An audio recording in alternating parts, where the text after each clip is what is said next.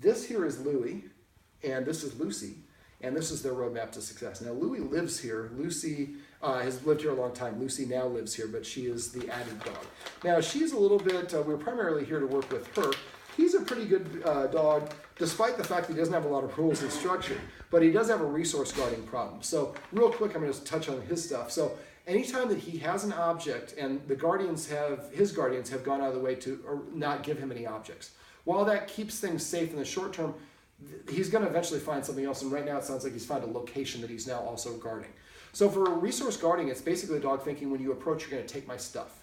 So what you want to do is I would have the guardians approach him when he's in that mode, and as soon as he starts growling, stop, take note of how far away we are, throw a treat at him so it lands just right in front of him, turn and walk away. Don't tell him anything, don't look him in the eyes, and then go around the corner and then approach from a different angle, stop at the same distance, toss the treat, and walk away.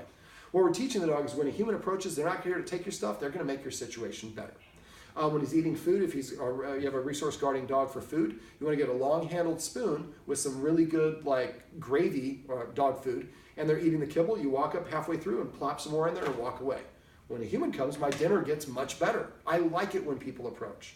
So that will help him with his issues. Also petting him with the purpose and passive training, I'd like to see both dogs going through, because that's going to help them earn their rewards, which is going to make them feel a little bit more, it's going to boost their self-esteem. It's going to help them respect the humans a little bit more. And it's going to help them practice desired actions and behaviors that the humans like. Then when we ask him to sit when the mailman comes, it's easier for him to do so. Right now, he hates the mailman. There's no way he would sit when the mailman comes.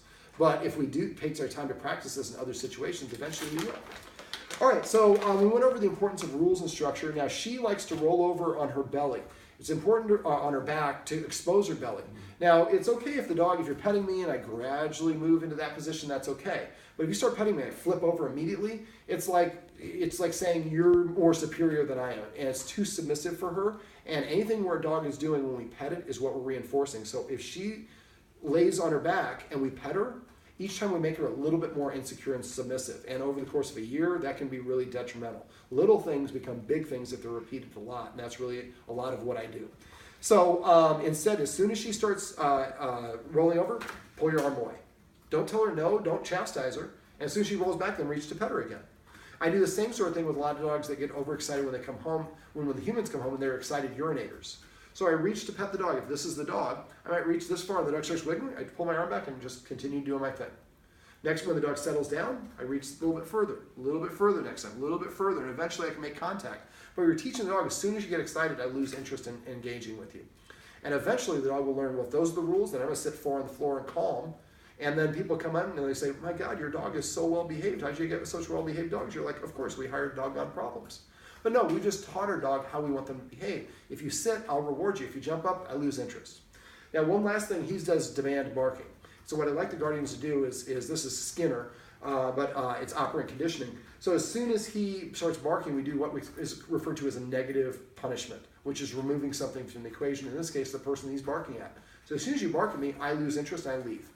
Go somewhere where you can close the door behind you. If he barks and protests, wait for at least about 3 to 5 seconds of him stop barking. Then when you come back in, don't just ignore him. Open the door, walk back in, go sit down and watch TV, do whatever you're doing before. Don't engage with him. Also, playing a little hard to get with him will be very helpful. If he is over there and I want to go for a walk and I pick up the leash and go over there to attach it, he's in the driver's seat. If you want to go for a walk, I'm walking you, you better come over here and you better sit down and then I'll attach the leash. Now, he's got a martingale collar. I hooked his guardian up with a martingale collar. And I told him about 5 rules for structured walk. If he forgets how to do those, let me know. I can share you a video that'll show you how to do it. Now, when you attach the leash, the collar goes over the dog's head. We spin it so the extra loop is on the spine. We attach it to the D-ring. We take the leash then and we run it around the chest so it's right in front of the front legs. It should be in both armpits. Then we come back here. We go through the small loop always towards the head, never towards the butt. Now, if you notice that fur is starting to get worn off here or there, you can get a tube sock, cut off the end, and make a sleeve and run it through. Remember, whoever's in front is in charge. So when we walk out the door, the dog should be next to us or behind us. On the walk, the dog should be next to us or behind us. No marking on the walk, but we'll let it pee or poop at the beginning or the end of the walk. And so let me know if you want the other ones, so I can go through the other rules for structured walk. All right, so now for Lucy, one of the things that she doesn't like is children. Now, what we did is we had one of the kids come up, And sit. So I saw him baring his lips a little bit, was he? I don't know if he was just sniffing or if he was telling her, you better stay away from my treats. But basically, what we did was we had the kid approach and stopped at a distance. This is similar to what we did for the resource guarding, and just toss a treat towards her and then turn and walk away. Each time you do that, you should be able to feel a little bit, she feels a little bit more comfortable and get a little bit closer. Not necessarily each time. We go at her pace. If she starts licking her lips or she looks stiff or she starts moving away, she's saying that's too close. So take note of whatever distance she stays comfortable at. Now, we can also do something called counter conditioning. So I'm taking a treat, I'm smashing it like I did in the other video. So it's a pancake. I'm letting her nibble on it.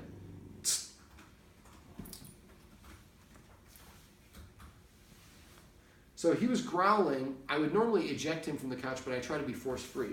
So I'm going to take the treat, just toss it there. Off.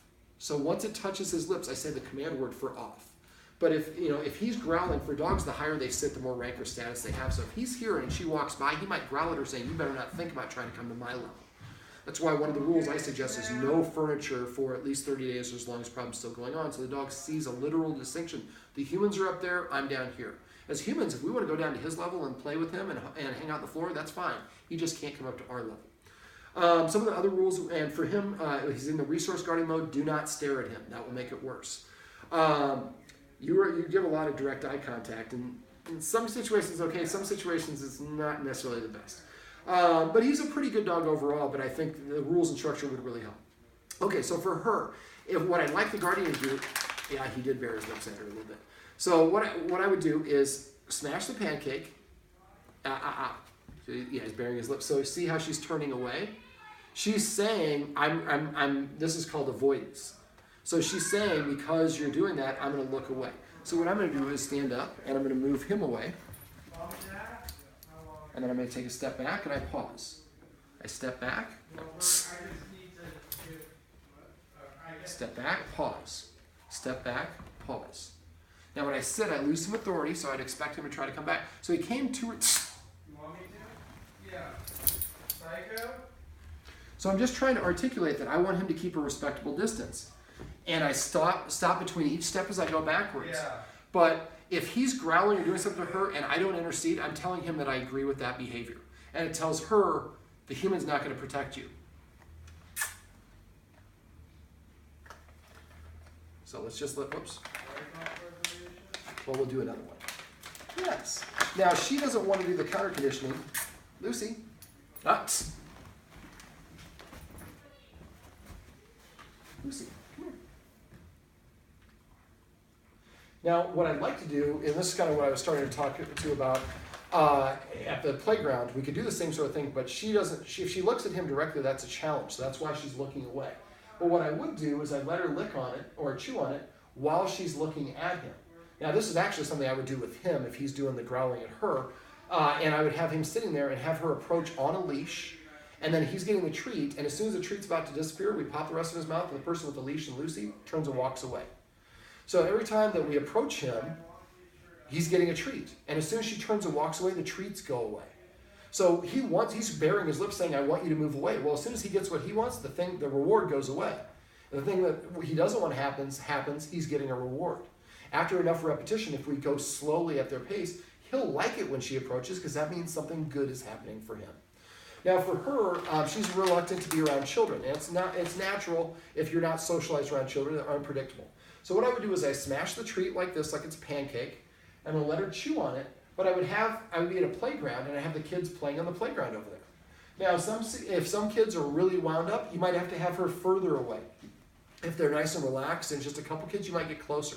But the idea is we want her to sit down and take the treat. If you put the treat in front of her nose and she starts going like this, if she's not interested in the treat, she's too close. If she can't sit, she's too close. So take note of whatever distance you have to be around. So the fact that she's sitting, I forgot, you don't like that.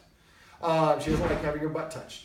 I want to take note of whatever that distance is and then basically just feed her these treats while she's looking at the kids playing on the playground. Do that for 4 or 5 treats and then just walk away. And then if we do this over and over again, eventually we can get her a little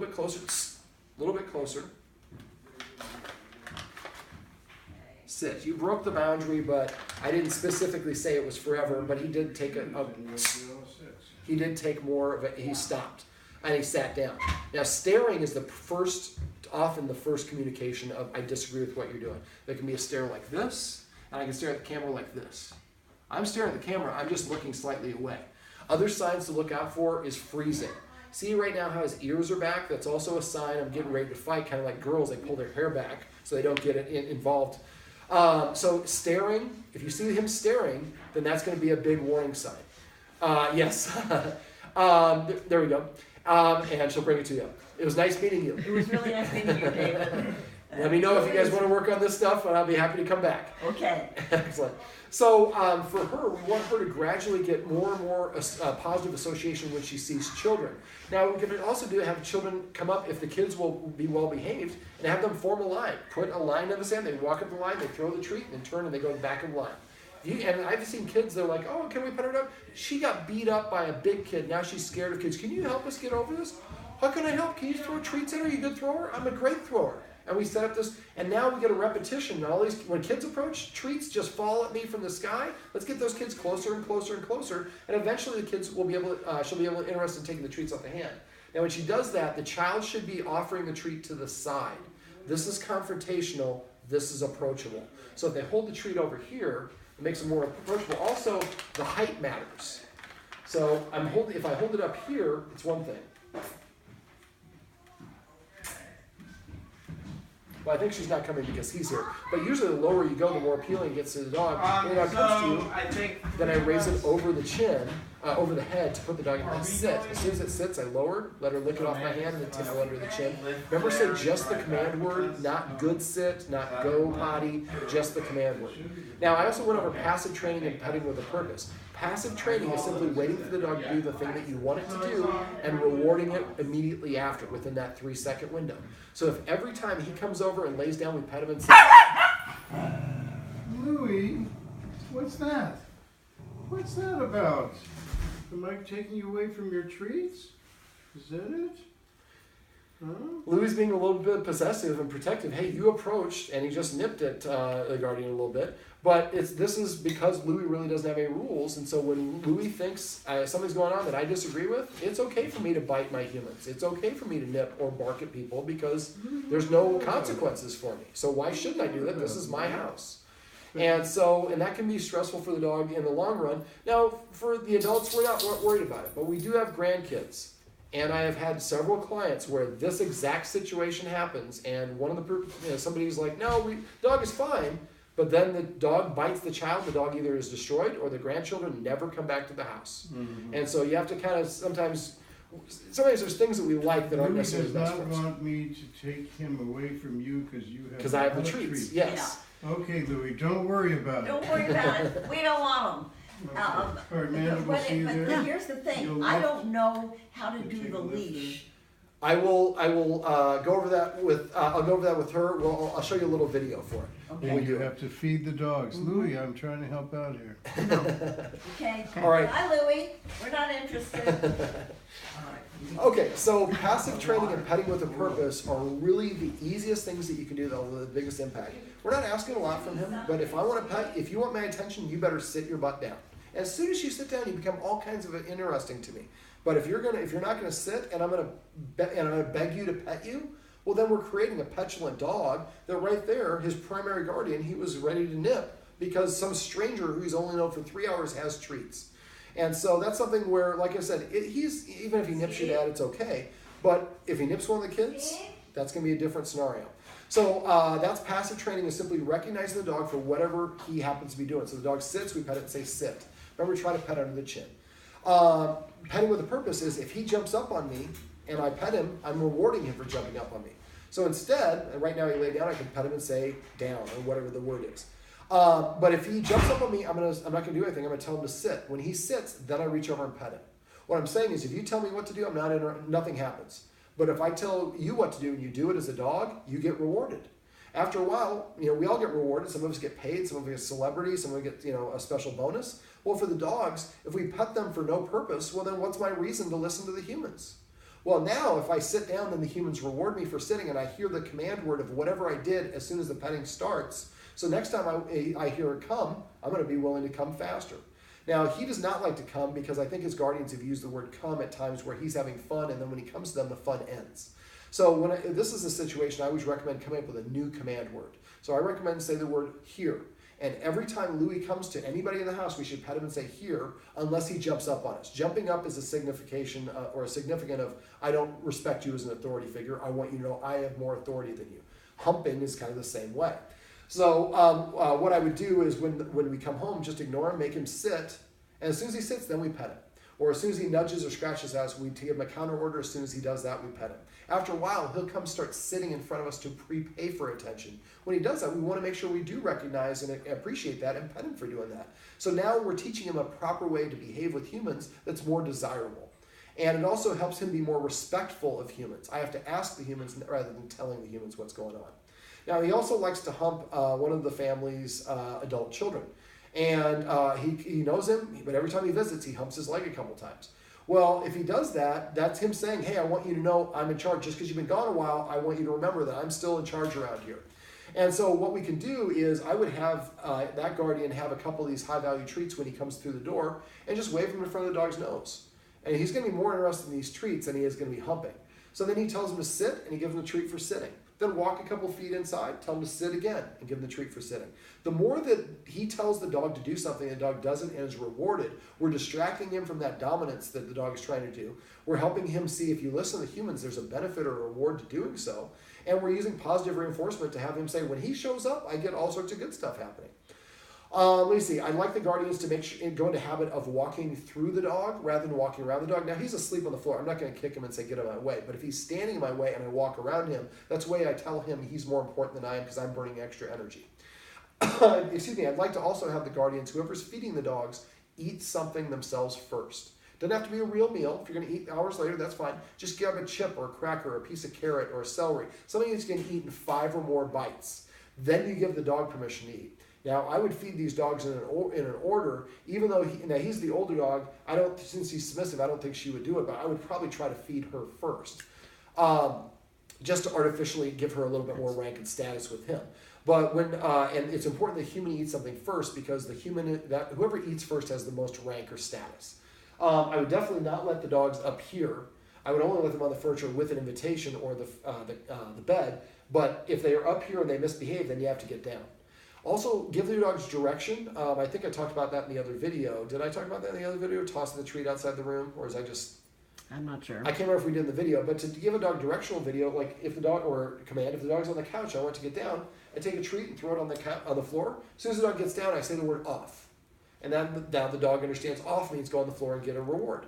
I would also grab about 3 of these treats for every doorway. And I would go around the house with both dogs, one at a time, and just toss the treat right outside, about 2 or 3 feet outside on the other side of the doorway. When the dog goes and gets it, say the word out. When he comes back to you, toss it again. Do that 2 or 3 times here. Do it in the kitchen. Do it in all the different rooms. So eventually, if the dog's being a nuisance and you say out, the dog happily leaves to get that reward, anticipating getting the reward. Now, we also went over the escalating consequences to disagree with unwanted actions and behaviors. Make sure you call me. Text me if you forget what those are, but always start with your hiss.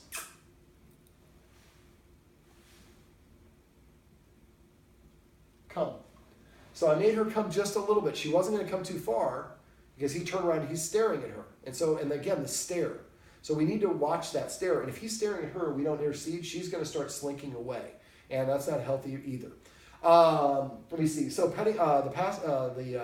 escalating consequences to disagree. Remember to do those consistently within 3 seconds. Also remember we talked off camera about recreating situations to help the dog practice them. If we're going to eat here, one of the rules should be the dog's not allowed within 7 feet of the people who are eating. So not in this little alley between the table and the deal. Well, that's hard for the dogs to want to do. And when we're eating, we're thinking about eating. So what I would do is get a piece of roast beef, microwave it about 20, 30 seconds, bring it over here with a fork and knife and start cutting it in little pieces. When the dog starts violating the boundary, before it violates, we hiss. If it violates, we stand up and march towards it. We do that back and forth until the dog lays down or goes away. Then we put our plate with our roast beef away, and then we grab our real meal and sit down and play and eat. And the dog has practiced how we want them to behave, and it's easier for them to do it because we did the dry run or the dress rehearsal first. Let me see what else. At work for her, she goes to work with her guardian. I would like her guardian, she's a little dog, so I would take these tricky trainers and I would tear each one in half. So give each coworker maybe 3 or 4 of these treats, have them pull them in half. And then what I do is I bring her around to all the coworkers at the work. And if she doesn't want to go to their desk, don't pull her. If she stops 5 feet away from the desk, she's saying, I'm not comfortable approaching that person for whatever reason. It's not that that person did anything wrong, but we have to be respectful of what she wants. And that's something our society needs a lot of. We're very judgmental about everybody in everybody else's camp. So if she stops, then that person should just throw the treat towards her. And she licks it up, and then we take her or walk her away.